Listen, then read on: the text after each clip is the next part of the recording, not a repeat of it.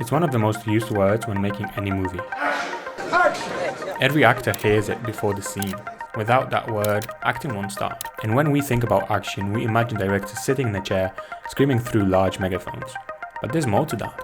Action is a fundamental part of filmmaking, just like cameras, lights, or actors. But can we actually replace action with something else? And why directors use that specific word? What action really means and where did it come from? So let me tell you a story about why directors say action! In action! Action! And action! Looking at the definition of action, we can say that it's the word that is called out when it's time to begin performance, or to deliver action or dialogue. The origin of the word actio in Latin means do, act, and this feels fitting when used in filmmaking. It is said that film father and legendary filmmaker D.W. Griffith is to be behind the phrase lights, camera, action. The story goes that one day the time was running out, and the director was frustrated at the speed of his crew, so he shortened his commands to screaming out lights to get the electricians to set up the lights, followed by camera to get the operator going, and then action, indicating that the actors should hurry the f up and get going. If the story is true or not is actually unclear, but in any case, action is a nice word and a fast way to get things going. We have to remember that film sets and productions were getting larger and larger, so a word which starts with a vowel is so much easier to scream out loud. In action! Which makes sense when everyone has to hear you and be aware that the filming is starting. Action! But saying action isn't that straightforward. Before the director can say action, there's a whole procedure that takes place, and action is actually at the end of that long sequence of callouts. It all begins with assistant director who screams roll sound. Next in line is boom operator or sound mixer screaming sound speed to actually confirm that sound is being recorded.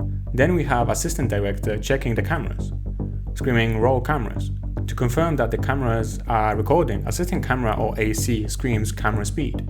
After that, the second AC calls out the scenes, which is written on slate. And slate is this thing, and is also called a clapper. Scenes and takes are written on a slate, so it's easier for the editors to recognize each scene and take when film is in post-production. So after screaming the scene, the slate gets clapped, and camera operator can scream set. After all that, director comes in and says action. This sequence of callouts is done with every new scene or even take, so it's important that every member of the crew know what their responsibilities are. With every production or every film, the sequence of callouts can change. Some are longer and some are shorter. The simplest version is lights, camera, action, just like D.W. Griffith used to shout. But there's also the other side of saying action. When you're in a Clint Eastwood movie, you don't even know the camera's rolling, and you just hear over your shoulder, "All right, go ahead." I found it was much more relaxing, and it was much more friendly, actor-friendly, to just kind of say, come on. There's certain weight when saying action on set. Some actors feel intimidated by the word, and some directors don't like to even say action because it's so abrupt, and many are stopping to use it.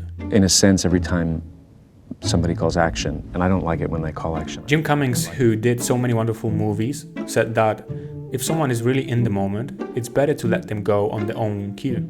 Some actors love when directors are using other words and not only action. Wherever you're ready, begin on your own cue.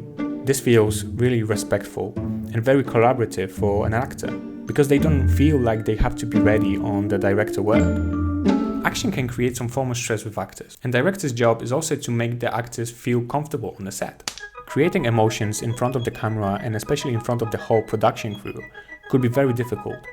So when actor is already in the emotional state, directors are trying to remove every annoying or distracting element so that the actor can concentrate on the role and deliver the best performance. By the end of the day, the results and acting are the most important thing for the director, not the sequence of callouts. This sometimes means that they're removing all unnecessary crew members from the set, getting rid of slating, and even trying to replace saying action. All that so that we can watch the most entertaining, engaging, and real moments in film. I'm saying it's horrible.